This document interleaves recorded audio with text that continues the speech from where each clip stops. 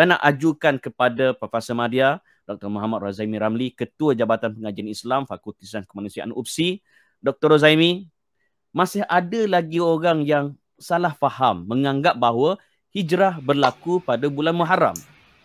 Bilakah sebenarnya berlaku hijrah dan apa sebenarnya kaitan peristiwa hijrah dengan kalender hijrah? Dan paling utama, ibrah pemerintahan Umar dan reformasi di dalam pentadbiran beliau. Dr. Rozaimi, fadhal mashkura. Assalamualaikum warahmatullahi wabarakatuh. Alhamdulillah, nahmaduhu wa nasta'inuhu wa nastaghfiruh.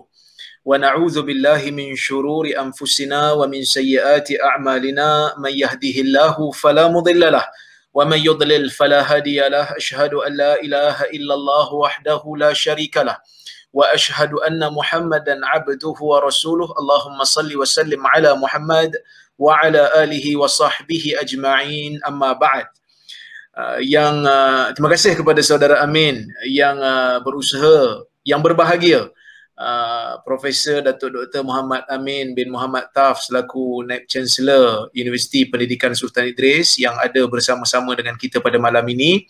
Yang berbahagia juga Sahibus Samahah, Profesor Madya Datuk Arif Perkasa Dr. Muhammad Asri Zainul Abidin, Mufti Negeri Perlis, kepada seluruh ahli lembaga pengarah universiti, kepada kaki tangan Universiti Pendidikan Sultan Idris dan semua hadirin dan hadirat yang hadir pada malam ini.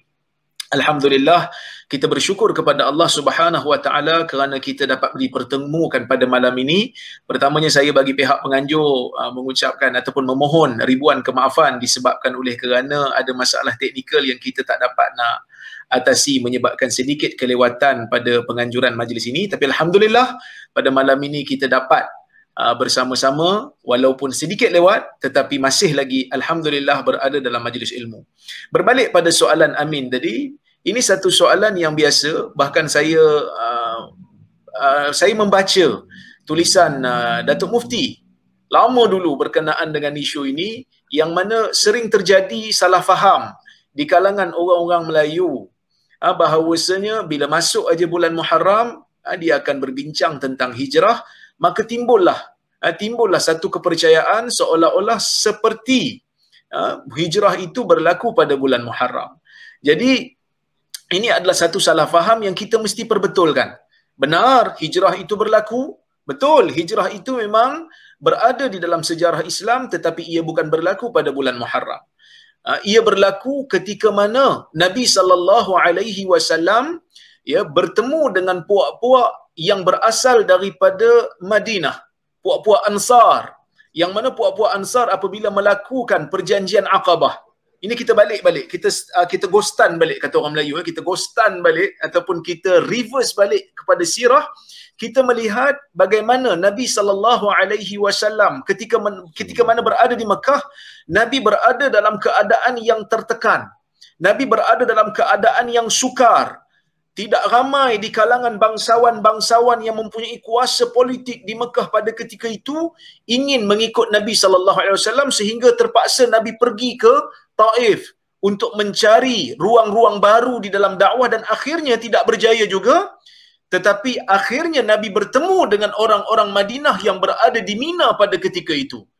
Bila mana Nabi bertemu dengan orang-orang Mina, maka berlakulah apa yang berlaku seperti mana yang kita tahu di dalam sirah. Berlakunya perjanjian Aqabah yang pertama di antara Nabi SAW dan orang-orang Madinah.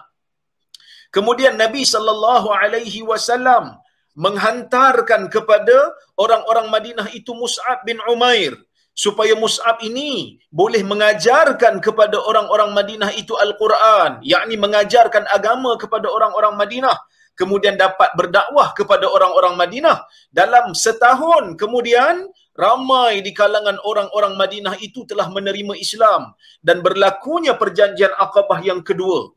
Berlakunya perjanjian Aqabah yang kedua bersama Nabi SAW dan orang-orang Ansar. Apabila berlakunya perjanjian yang kedua ini, maka berlakulah azam untuk Nabi SAW untuk berhijrah. Maka Nabi SAW menunggu izin daripada Allah Subhanahu Wa Taala. Nabi benarkan beberapa orang sahabat, Nabi benarkan golongan-golongan muhajirin untuk berhijrah dahulu. Antaranya Abu Salamah, seperti mana yang kita tahu di dalam sirah, Abu Salamah pergi berhijrah sehingga terpisah dengan isterinya Ummu Salamah dan juga anaknya yang bernama Salamah. Kemudian apabila Abu Bakar minta kepada Nabi sallallahu alaihi wasallam untuk berhijrah, bila Abu Bakar tengok orang dah ramai hijrah, dia pun minta dekat Nabi. Dia kata, ya Rasulullah, saya nak pergi hijrah. Maka Nabi sallallahu alaihi wasallam dalam sebuah hadis yang masyhur, Nabi mengatakan, ala raslika ya Abu Bakrin fa inni arju ay yu'dhana li. Tunggu dulu wahai Abu Bakar. Relax wahai Abu Bakar. Kejap wahai Abu Bakar, kerana saya juga mengharapkan agar saya juga diizinkan untuk berhijrah. Abu Bakar ni Amin, bila dia dengar Nabi cakap macam ni, dia rasa macam ini satu isyarat yang Nabi seolah-olah macam nak ajak dia. Maka dia pun siap-siap membeli unta 2 ekor. Kan? Satu untuk dia dan satu untuk Nabi sallallahu alaihi wasallam, dan dia tunggu Nabi.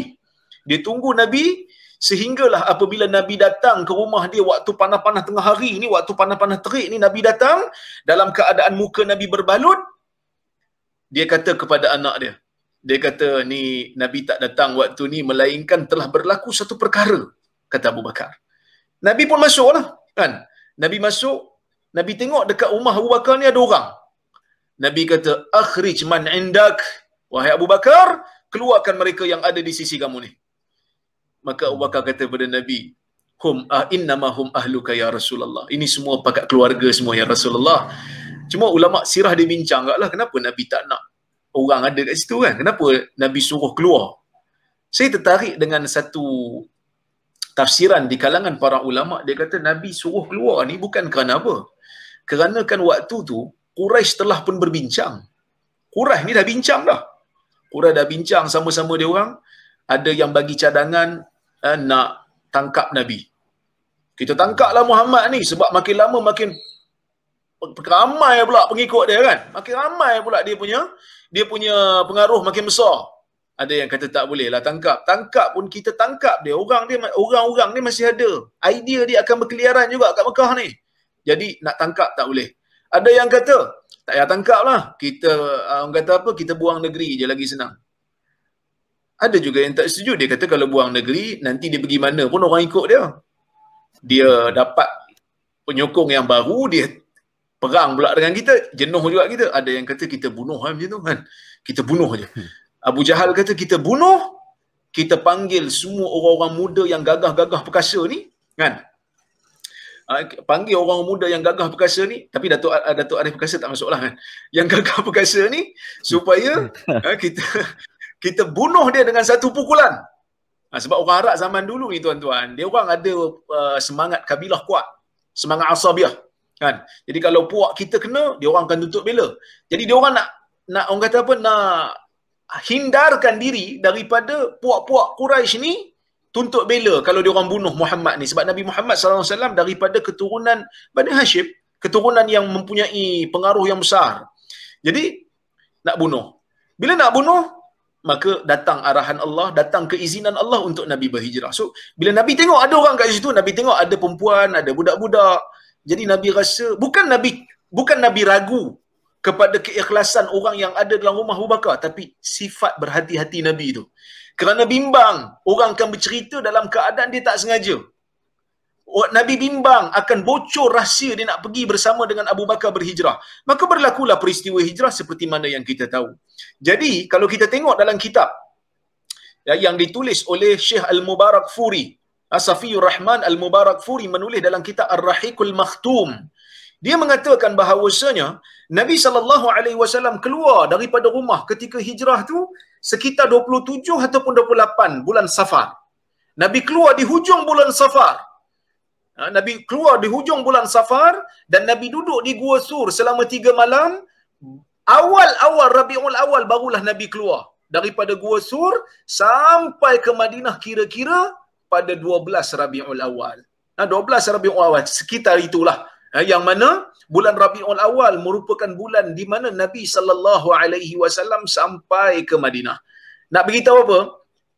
Kita dalam masyarakat Melayu kadang-kadang ada kepercayaan lah. Kita dalam masyarakat Melayu kadang-kadang ada kepercayaan bulan Safar ni bulan sial. Bahkan dulu ada di kalangan orang-orang kita siap mandi Safar. Tapi saya tak terlibat lah. Datuk Mufti saya tak tahu lah. Kan?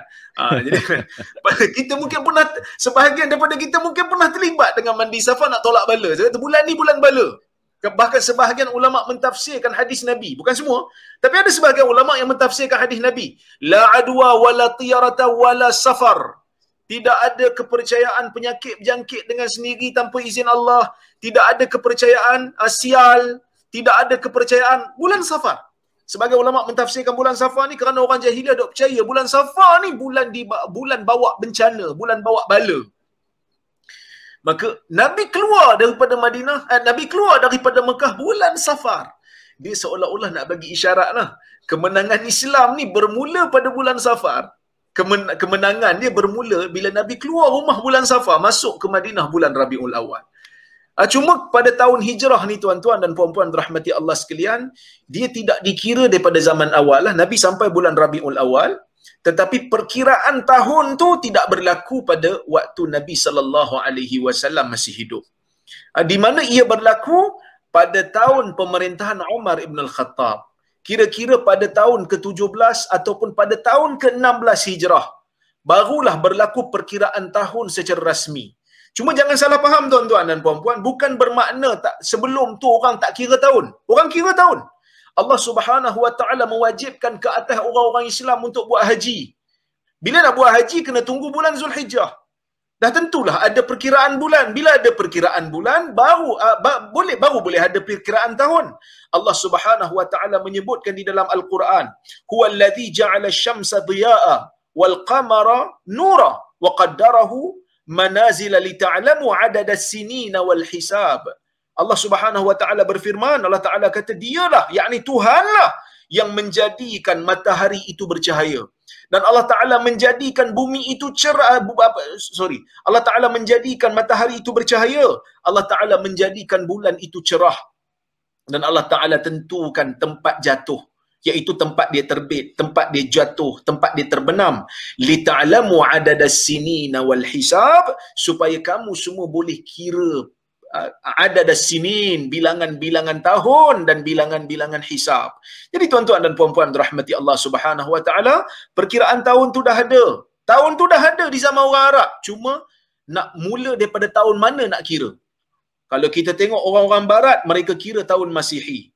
Kalau kita tengok masyarakat, semua masyarakat ada perkiraan tahun. Bila masuk zaman Umar, sebelum daripada zaman Umar, orang Arab kira juga tahun. Tapi dia ambil peristiwa besar. Contohnya kalau ada peristiwa field, peristiwa serangan tentera bergajah, dia akan kira lah. Dia kata 3 tahun sebelum Amil Fil, 3 tahun sebelum tahun gajah, ataupun setahun sebelum tahun gajah, 2 tahun selepas tahun gajah, dia akan kira. Bila ada peristiwa besar lagi, dia akan gunakan peristiwa tu untuk kira tahun-tahun berdasarkan kepada peristiwa yang besar. Sebab tu kita tengok di zaman Nabi ada yang dipanggil sebagai Amul Huzun, tahun duka cita. Kan? Tahun duka cita Nabi itu dikira sebab peristiwa besar. Ataupun di zaman Umar ada Amur Ramadah, tahun kemarau. Tapi bila masuk zaman Umar ni punya kerajaan dah jadi besar. Umar punya kerajaan dah jadi besar. Dia bukan hanya bergantung kepada rakyat Arab saja. Dah ada orang Arab, dah ada orang Mesir, dah ada sebahagian daripada Parsi, Syam pun sudah dibuka. Jadi sebahagian daripada manusia ada kiraan yang berbeza untuk tahun. Maka sebab itu Kabinet Umar, kan? Kabinet Umar mencadangkan agar dilakukan perkiraan tahun yang lebih sistematik. Sebahagian riwayat menyebutkan ada sebahagian daripada Gubernur Umar ni terima surat, tapi dia kata tak ada tarikh. Macam mana Umar? Kan ada juga orang komplain bila nak buat perjanjian, dia hanya tulis Syaban je. Syaban bila? Tahun bila? Tak bagi tahu. Supaya nak mudahkan kira perhitungan hutang-hutang ni, maka timbullah cadangan daripada Kabinet Umar bin Khattab untuk perkiraan tahun yang lebih sistematik. Maka Umar mengambil baik cadangan ini, maka Umar pun bermesyuaratlah dengan kabinet dia. Ada yang bagi cadangan supaya dikirakan tahun tu berdasarkan kepada Maulid Nabi, tahun kelahiran Nabi SAW. Ada juga yang mencadangkan supaya tahun perkiraan itu berdasarkan kepada Mab'ath, tahun di mana Nabi SAW mula dilantik menjadi Nabi. Ada juga yang mencadangkan tahun itu adalah tahun hijrah. Siapa yang mencadangkan? Dalam riwayat menyebut Ali yang mencadangkan. Ada riwayat kata Ali yang mencadangkan, maka Omar suka dengan cadangan ini kerana Omar kata hijrah ini bagus kerana hijrah farraqat bainal haqqi wal batil. Ya. Farraqat bainal haqqi wal batil, yang membezakan di antara hak dan batil. Di sinilah permulaannya. Maka kemenangan Islam itu bergantung ataupun bermula daripada titik yang dipanggil sebagai hijrah. Maka sebab itulah hijrah itu dipilih oleh Umar bin Al-Khattab sebagai tahun perkiraan. Tahun-tahun Islam. Jadi kemenangan itu bergantung, kita kata bermula daripada hijrah. Hijrah itu bermula. Bahkan kalau kita tengok sebenarnya dalam Quran pun Allah Ta'ala dah mengisyaratkan untuk tahun hijrah ni dikira. Sebab Allah Ta'ala kata la masjidun ussisa ala taqwa min awwali yaumin. Allah Ta'ala dalam Quran menceritakan tentang Masjid Quba. Ketika mana Allah Azza wa Jal mengecam pembinaan Masjid Dirar, masjid yang dibina untuk memecahkan orang Islam, iaitu masjid yang dibina oleh orang munafik. Allah Ta'ala sebut tentang, isyaratkan tentang Masjid Quba, dan Allah Ta'ala kata min awwali yaum. Masjid yang dibina daripada hari yang pertama. Seolah-olah nak bagi tahu peristiwa hijrah adalah hari yang pertama. Kena kira daripada situ. Maka tuan-tuan dan puan-puan rahmati Allah sekalian, ini isyarat yang dilakukan oleh Omar, dan pada hari ini ia memudahkan urusan umat Islam. Dan Omar pastinya telah melakukan satu sunnah yang hasanah, satu sunnah yang baik, memudahkan urusan orang Islam untuk mengira tahun. Bila dah kira tahun, dah kira okey, kita ambil yang hijrah. Mari pula bulan. Bulan mana nak mula? Ada yang mencadangkan bulan Ramadan, ada yang mencadangkan bulan Zulhijjah, tetapi ada yang mencadangkan bulan Muharram. Kenapa bulan Muharram? Umar kata bulan Muharram okey. Bulan Muharram okey. Kenapa bulan Muharram okey? Kerana bulan Muharram ini orang baru balik pada haji. Dia sesuai dengan azam baru. Biasa orang balik pada haji ni, bila buat haji, dia orang nak buat azam baru. Haji bulan Zulhijjah. Lepas bulan Zulhijjah, bulan Muharram. Jadi Muharram tu sesuai untuk permulaan tahun baru sebab azam baru bermula. Itu yang pertama. Yang kedua, kalau kita tengok dalam riwayat, Umar juga ada menyebutkan bahawasanya Muharram ini memang bulan yang awal di kalangan orang Arab dulu-dulu, sebelum daripada zaman Umar sekalipun, orang Arab dah kira bulan Muharram tu bulan yang pertama. Memang dah kira begitu dah. Ya. Dan riwayat juga menyebutkan bahawasanya azam untuk Nabi berhijrah itu bermula pada bulan Muharram sehinggalah diizinkan pada bulan Safar. Kenapa saya kata azam itu bermula pada bulan Muharram? Kerana Nabi kan bertemu dengan bertemu dengan puak-puak Ansar, puak Aus dan Khazraj, ketika mana perjanjian Aqabah yang berlaku yang kali kedua tu. Dia orang buat haji pada masa tu. Haji berlaku pada bulan Zulhijjah, maka azam untuk berhijrah berlaku pada bulan Muharram sehinggalah diizinkan pada bulan Safar, Nabi keluar pada bulan Safar. Jadi tuan-tuan dan puan-puan rahmati Allah Subhanahu wa taala sekalian, itulah lebih kurang yang saya boleh ceritakan. Ini di antara pembaharuan besar yang dilakukan di zaman Umar, dan hari ini kita masih gunakan. Hari ini, sampai ke hari ini, sistem itu masih ada sehinggalah kita pakai, dan insya-Allah ia akan berterusan sampai dunia ini berakhir insya-Allah. Jadi silakan saudara Amin, cukuplah sekadar tu, wallahu a'lam.